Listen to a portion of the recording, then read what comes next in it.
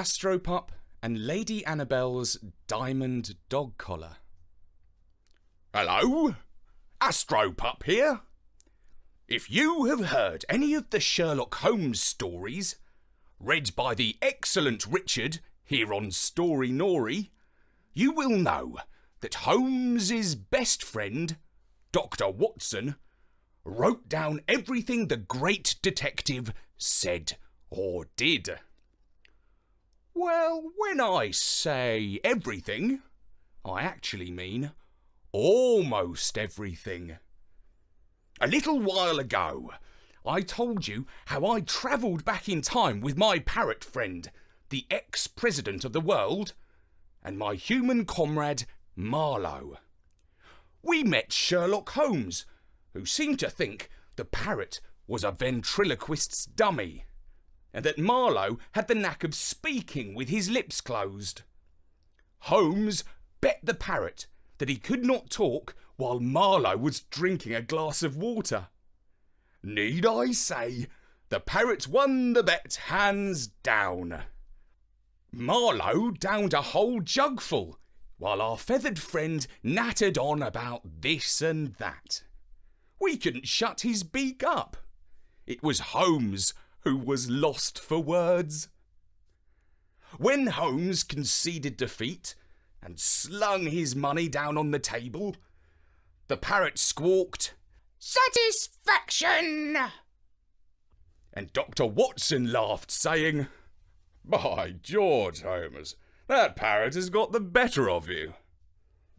Holmes pointed his pipe at his friend and said in a most steely voice, "Good doctor, be sure you never write down a word of this." Watson swore to keep mum about the whole episode. You won't find a peep about the parrot in any of his books. But nobody asked me to make any promises. People seem to forget that we dogs see a lot of things that they would like to keep quiet. Now, thanks to alien translation technology, I can reveal many secrets in English, including the mystery of Lady Annabelle's diamond dog collar. Now, to continue where I left off. The parrot took advantage of the detective's temporary dumbfoundedness. He hopped over onto Holmes's desk and opened a notebook with his claw. For some time, he peered at a page with great interest. Eventually, Holmes muttered, "Even a bird of your talents will not understand that note. The symbols are Egyptian hieroglyphs."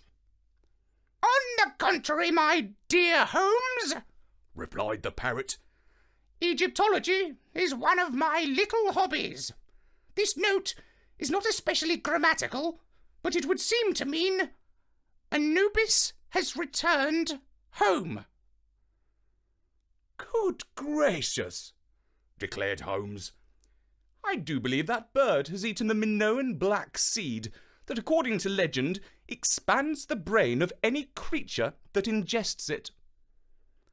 At which the parrot did a little dance, replying, "Some are born great, some achieve greatness, and some have greatness thrust upon them. But so far as I know, no one has ever eaten it." I exclaimed, because I was just thinking that it was time to eat something. But the parrot ignored my wagging tail. "I am curious. Tell me more," said the parrot, looking again at the neat little drawings on the notebook.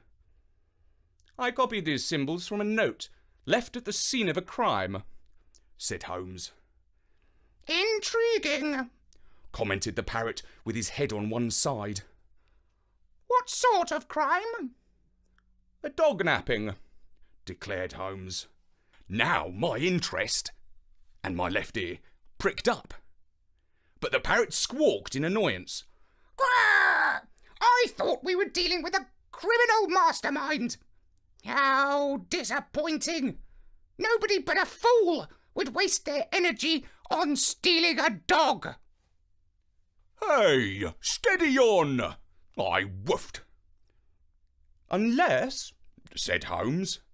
the dog was so pampered that he wore a collar studded with precious diamonds.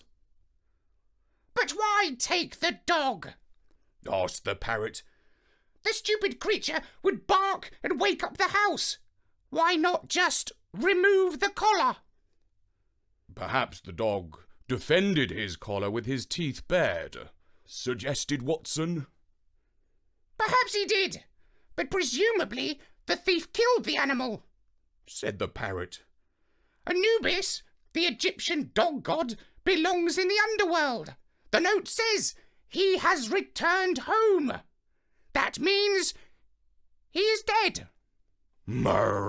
Murder! I growled. My conclusion exactly, Said Holmes. but his owner will not accept my advice. She begs me to find her pet alive and return him to her, with or without collar. In fact, she shows not the slightest concern for her lost diamonds, though their value is upwards of £10,000. Fantastic! Exclaimed the parrot. A mystery worthy of my genius. I shall solve this case for you. I don't mind if you take the credit and the payment. All I wish for is intellectual satisfaction. I assure you, I do not need to steal credit for detective work from anyone, Said Holmes. He seemed quite angry at the suggestion and was banging his pipe on the arm of his chair. Of course. Conceded my feathered friend. I'd never heard him back down so graciously. It was a mark of the parrot's esteem for Sherlock Holmes. I should be most interested to hear your thoughts on the note written in ancient Egyptian. It seems an odd sort of burglar who is a scholar of antiquities. The note was an entirely appropriate touch, Said Holmes. My client is an expert on all things Egyptian. She has used a good portion of her wealth to acquire artifacts from the tombs of the pharaohs. Her house is a veritable museum of ancient statues, jewels, and figurines. So, do you believe that a fellow Egyptologist stole the collar?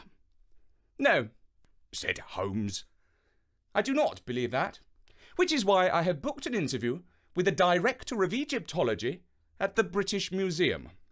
I wish to ask if anyone had visited him, or any of his colleagues, seeking help with writing a note in hieroglyphics. We are expected in Bloomsbury in half an hour. You may come with us, but I request you to remain quiet. A conversational bird of your intellect would create a massive amount of interest and divert us from the case.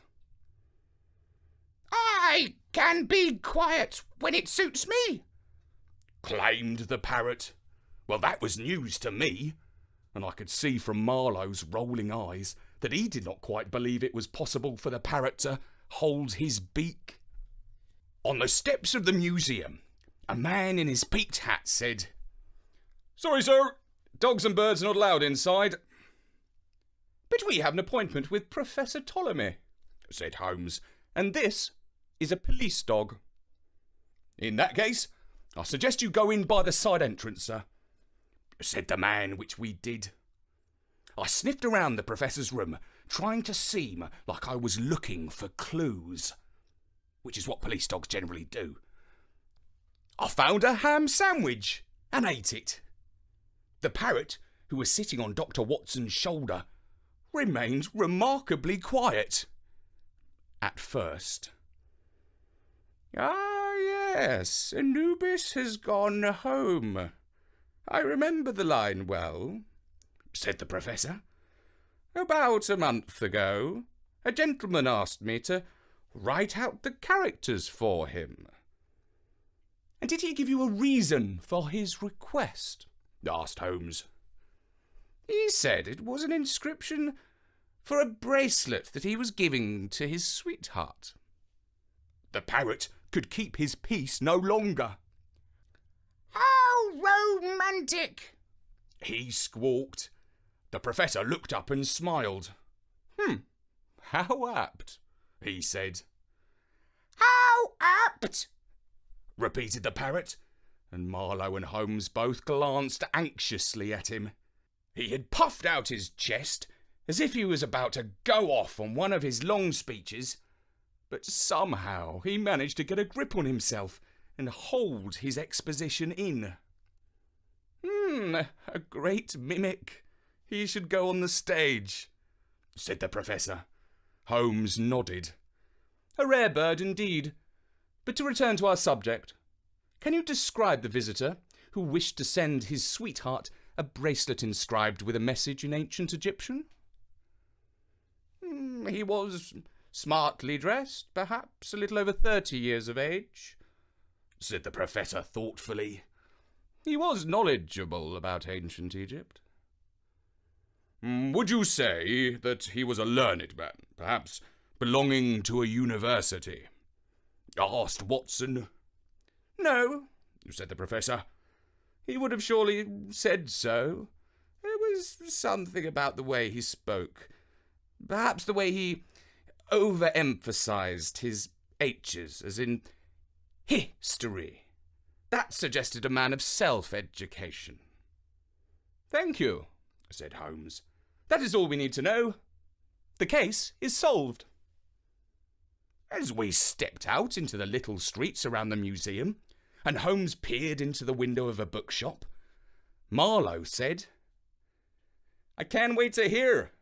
Who done it, Mr. Holmes? The case is disappointingly straightforward, replied the detective. It was the butler who did it. I'm sorry, Astropop, I have to stop you there, as it's time for us to go walkies. But you can come back very soon and continue the story for our eager listeners on storynori.com. For now, from Astropop and me, Richard Scott, goodbye.